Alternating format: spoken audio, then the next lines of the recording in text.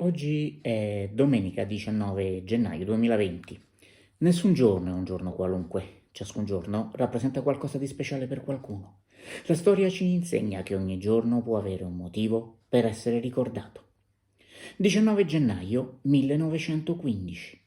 Durante la Prima Guerra Mondiale, per la prima volta nella storia si svolge un bombardamento aereo deliberato di civili. Succede ad opera dell'aviazione della Germania nella contea del Norfolk, nel Regno Unito, e interessa le cittadine di Great Yarmouth e King's Lynn.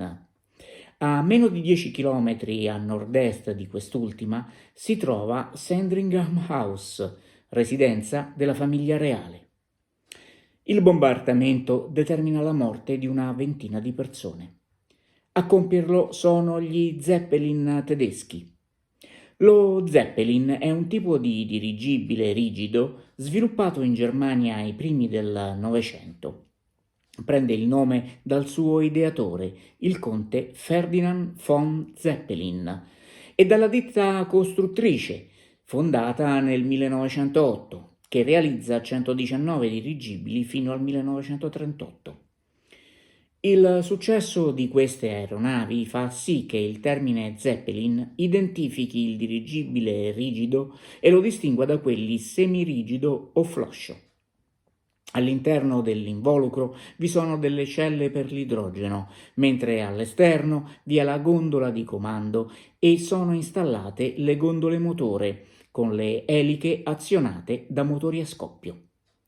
Sugli Zeppelin in servizio di linea, gli spazi passeggeri sono ricavati in prolungamenti della gondola di comando o nella parte inferiore dell'involucro. Durante la Grande Guerra, gli Zeppelin sono protagonisti di 51 raid, nel corso dei quali scaricano 5.806 bombe del peso totale di 196,5 tonnellate, che uccidono 557 persone e ne feriscono 1.358. Ma su un totale di 88 Zeppelin costruiti durante il conflitto, oltre 60 vanno persi, equamente divisi tra incidenti e azione nemica.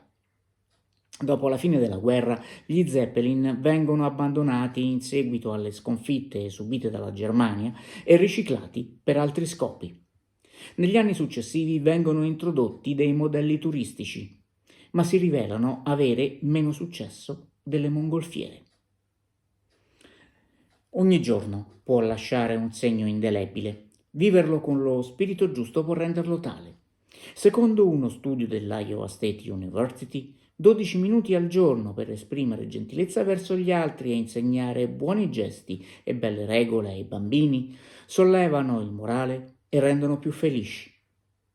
Rivolgere un pensiero a chi abbiamo nel cuore o a chi compie gli anni inviandogli questo minuto di racconto può essere un'occasione per cominciare bene i nostri 12 minuti di oggi. Buona giornata.